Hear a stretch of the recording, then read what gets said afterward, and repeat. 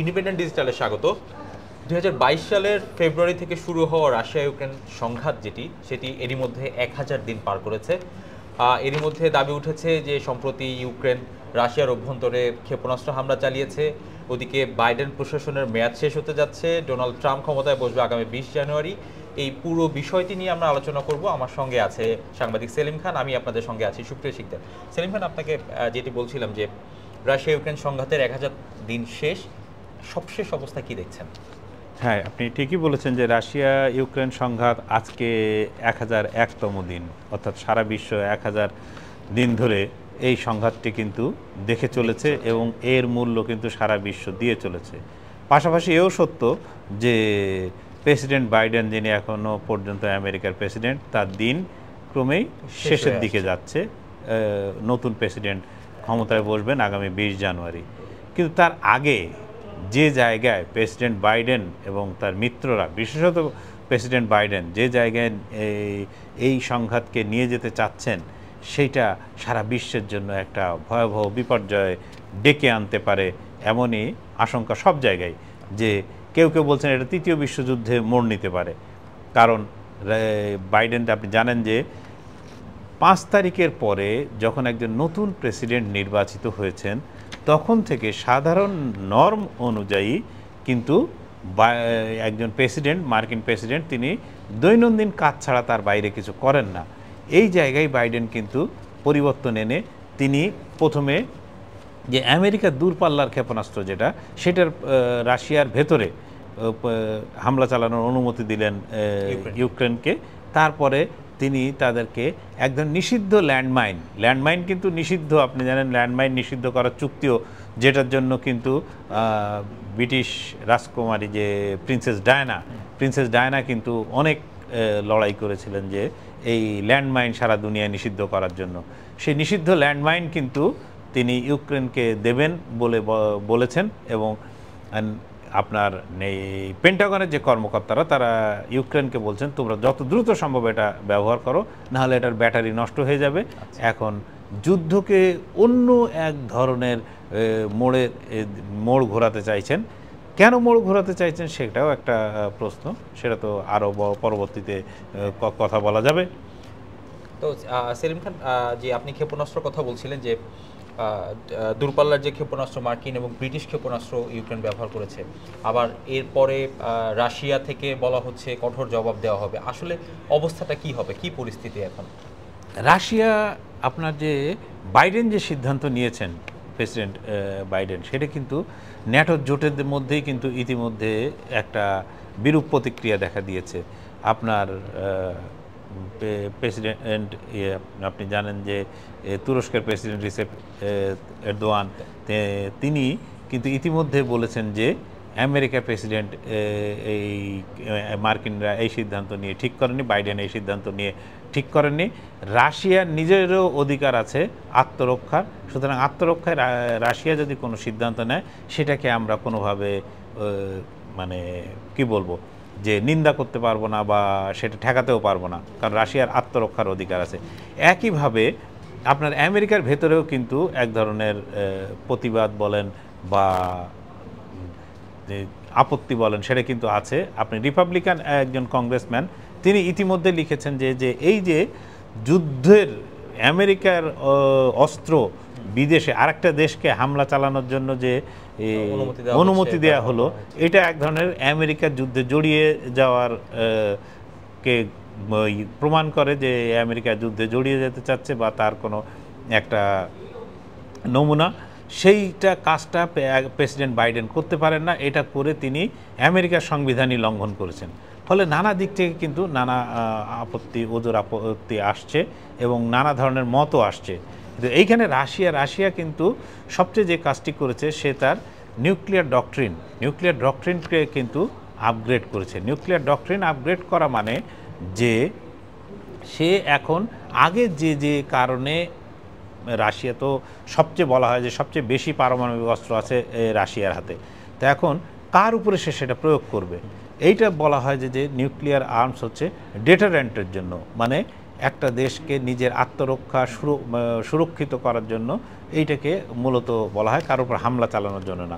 কিন্তু এখন রাশিয়ানরা যেটা করেছে, তারা বলছে যে তারা যদি কারোর কাছ থেকে কোনো বিদেশি রাষ্ট্রের কাছ থেকে আক্রান্ত বলে মনে হয় এবং তার যদি পারমাণবিক অস্ত্র থাক বা নাই থাক সেটা তারা দেখবে না, সে পারমাণবিক অস্ত্র ব্যবহার করুক বা না করুক রাশিয়ার উপরে, সেটা তারা দেখবে না। তাদের এই অধিকার তারা সংরক্ষণ করে যে তারা যে কোনো রাষ্ট্রের উপর পারমাণবিক অস্ত্র দিয়ে হামলা চালাতে পারে। এটি একটি ভয়ঙ্কর বিষয়। এটি শুধু ভয়ঙ্কর বিষয় শুধু ইউরোপ বা আমেরিকা বা অন্য ইয়ের জন্য না, এটি সারা বিশ্বের জন্য একটা ভয়ঙ্কর বিষয়।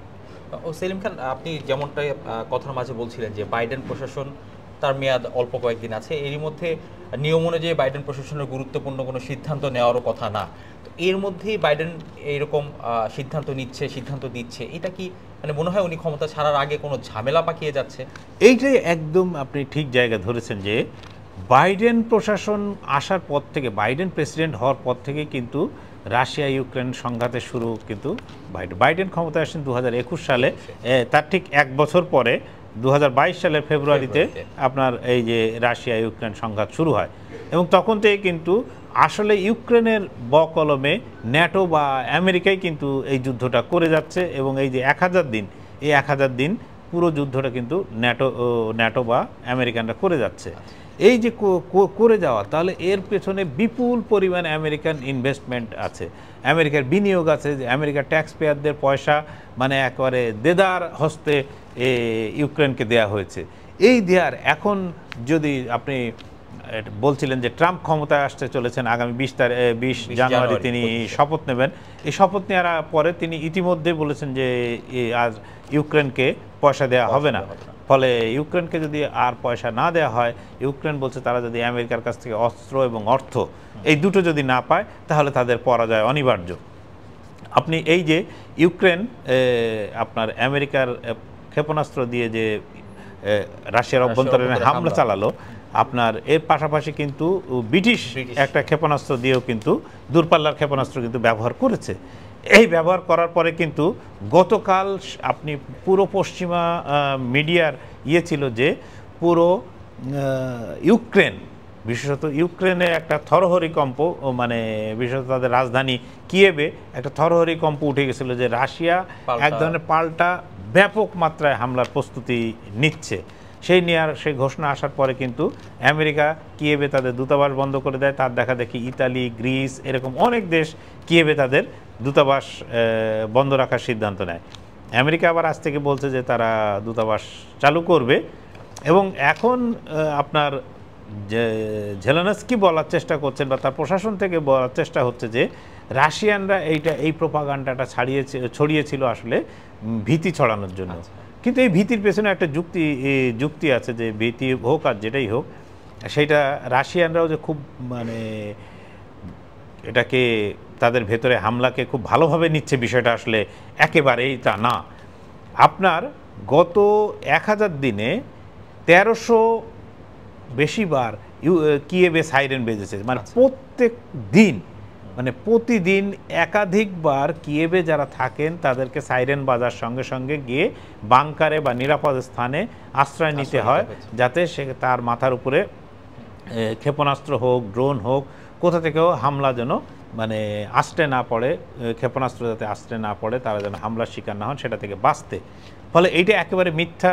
এটা তারা বলে হয়তো মনোবল চাঙ্গা করার চেষ্টা করছেন, কিন্তু গতকালকের যে রিপোর্ট ছিল তার সঙ্গে আজকের রিপোর্ট মিলছে না। যে গতকাল যে পরিমাণ আক্রমণ রুশ বাহিনী করেছে তাতে ইউক্রেন বাহিনীর সদস্যরা আসলে খুব ভয়ঙ্কর অবস্থায় ছিল। আচ্ছা সেলিম খান, আপনি জেলেনস্কির প্রসঙ্গ আনলেন, সেই জায়গাটায় যে সম্প্রতি ইউরোপীয় ইউনিয়নে জেলেনস্কি বলেছেন যে পুতিন আসলে যত বেশি সময় পাবে পরিস্থিতি তত খারাপের দিকে যাবে।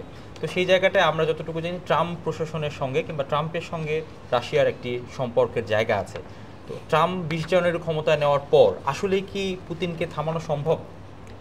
এটা তো অলরেডি ট্রাম্প জানিয়ে দিয়েছেন। এবং ট্রাম্পের সঙ্গে যারা ট্রাম্পের মন্ত্রী পরিষদ, কেউ যদি ধরেন আমাদের itvbd.com ওয়েবসাইটে যান এবং সেখানে ট্রাম্প যে মন্ত্রী পরিষদ এবং তার গুরুত্বপূর্ণ পদগুলোতে যাদের বসাচ্ছেন তারা সবাই কিন্তু ট্রাম্পের সঙ্গে একই মতের অধিকারী। তারা এই যুদ্ধ বন্ধ করতে, এই যুদ্ধে তাদের কোনো লাভ নেই এবং তারা এই যুদ্ধ চালিয়ে যে দিতেও চান না।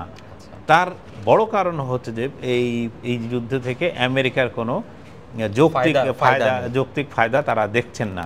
সেই ক্ষেত্রে আপনার পুতিনের সঙ্গে ট্রাম্পের তো এক ধরনের একটা মানে অলিখিত আছেই। বলা হচ্ছে যে রাশিয়া প্রস্তুতি নিচ্ছে যে ট্রাম্প ক্ষমতায় বসার সঙ্গে সঙ্গে তাই এই যুদ্ধ কিভাবে থামানো যায় বা কীভাবে কোন পর্যায়ে থামানো যায় সেইটা আপনার তারা শুরু করে দেবেন, মানে কূটনৈতিক পর্যায়ে আলাপ আলোচনা শুরু করে দেবেন, যেটা একেবারেই বন্ধ আছে।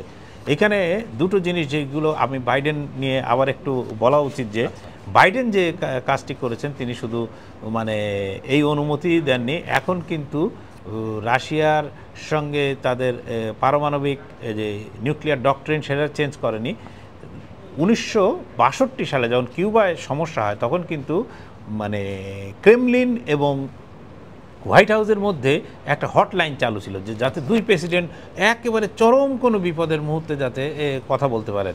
এখন সেই লাইনটি পর্যন্ত বন্ধ এবং বাইডেন যাওয়ার আগে একটা বেশ কিছু উস্কানিমূলক কাজ করে যাচ্ছেন, যে কাজের মাধ্যমে কিন্তু তিনি যে কাজটি করতে চাচ্ছেন সেই কাজটি হচ্ছে যে ট্রাম্প যে যুদ্ধ বন্ধের ঘোষণা দিয়েছেন, যে রাশিয়া ইউক্রেন সংঘাত বন্ধ করার, সেই কাজটা যাতে তিনি সহজে কোনোভাবেই না করতে পারেন সেইটাই আপাতত দৃষ্টিতে সেটি মনে হচ্ছে, যেখানে একটা বড় ধরনের জটিলতা তৈরি করা। কারণ ইতিমধ্যে আপনার ফ্রান্স বলেছে যে এই ডক্ট্রিনে আমরা ভয় পাচ্ছি না, এই ন্যাটো পয়সা দিচ্ছে। আপনার বাইডেন কয়েক বিলিয়ন ডলার, 4 বিলিয়ন ডলার ইউক্রেনের লোন মকুব করে দেওয়ার জন্য প্রস্তাব তুলেছেন। সেটা হবে কিনা, তিনি সেই সময় পাবেন কিনা যথেষ্ট সন্দেহ আছে। অনেক কিছুই একসঙ্গে চলছে। আপনার জার্মানি তার যুদ্ধের জন্য ড্রিল শুরু করেছে, যে সে যদি আক্রান্ত হয় কীভাবে চলবে, সেখানে সিভিল মিলিটারি কুচকাওয়াজ চলছে। জার্মানির এই কুচকাওয়াজ চলতে গিয়ে একটা ইন্টারেস্টিং পয়েন্ট বলি, যে জার্মানি এই কুচকাওয়াজ চালাতে গিয়ে দেখেছে যে জার্মানিতে যারা ট্রাক চালান বা লরি বলে যারা চালান, সেই ইয়েতে যে যদি যুদ্ধ বাধে তাহলে এটা চালাবে কে? প্রথম হলো যে মাল বিভিন্ন জিনিসের সরবরাহ লাগবে, সরবরাহ করবে কে? দেখা গেছে যে জার্মানির যারা মূলত ট্রাক ড্রাইভার তারা সবই পূর্ব ইউরোপে।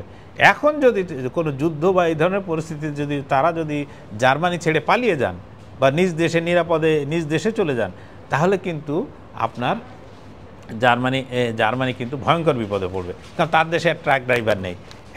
একই জিনিস হচ্ছে যে ইতিমধ্যে অস্ট্রিয়ায় রাশিয়া গ্যাস বন্ধ করে দিয়েছে, যে গ্যাস সরবরাহ বন্ধ করেনি পুরোপুরি, কিন্তু কমিয়ে দিয়েছে। কমিয়ে দেওয়ার কারণে এই মুহূর্তে সেখানে টেম্পারেচার অনেক কম, শীতকাল চলে আসছে এবং এই শীতকাল আগামী মার্চ পর্যন্ত চলতে থাকবে। তো এখন যদি গ্যাসের সরবরাহ কমে যায় তাহলে তারা বলছে যে না, কেন এটা করা হলো কেন?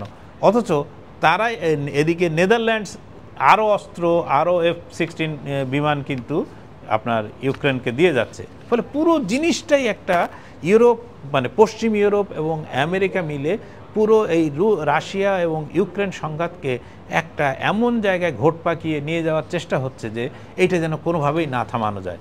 কিন্তু বিশ্বের সমস্ত মানুষের উচিত এর বিরুদ্ধে মুখ খোলা এবং যে কোনো মূল্যে এই সংঘাত বন্ধ করার রাস্তা দেখানো। কারণ এই সংঘাতের জন্য ইতিমধ্যে সারা বিশ্বের মানুষ শুধু না, বাংলাদেশে আমরাও এর জন্য চড়া মূল্য দিয়েছি। কারণ গম, সয়াবিন সহ একাধিক ফুড গ্রেন খাদ্যশস্যের দাম কিন্তু এই সংঘাতের কারণে বেড়েছে। এই সংঘাতের কারণে আফ্রিকার গরিব দেশগুলো কিন্তু কম দামে যারা গম কিনতো তারা গম কিনতে হয়েছে চড়া দামে, অর্থাৎ যে পরিমাণ সে খেতে পেত সেই গরিব লোকেরা সেই খাবার পাচ্ছে না। ফলে এটা একটা বিপর্যয়কর পরিস্থিতি। এই বিপর্যয় বন্ধ করার জন্য যত দ্রুত সম্ভব এই লড়াই বন্ধ করতে হবে। কিন্তু বাইডেন, মনে হচ্ছে যে বাইডেন একজন অত্যন্ত যুদ্ধবাজ এবং যুদ্ধপ্রিয় নেতা, যিনি এই সংঘাতটাকে কোনোভাবেই বন্ধ করতে দিতে চান না। ধন্যবাদ সেলিম খান। রাশিয়া ইউক্রেনের যে সংঘাত, সেই সংঘাত আসলে শেষ হচ্ছে না আবার তৃতীয় বিশ্ব যুদ্ধের মতন একটি জায়গায় যাবে, এই পরিস্থিতির সবশেষ খবর জানতে আমাদেরকে আসলে 20 জানুয়ারি পর্যন্ত অপেক্ষা করা ছাড়া কোনো উপায় দেখছি না আপনার আপাতত। দেশ ও বিদেশের যে কোনো খবর জানতে সঙ্গে থাকুন ইন্ডিপেন্ডেন্ট ডিজিটালের, ভিজিট করুন itvbt.com।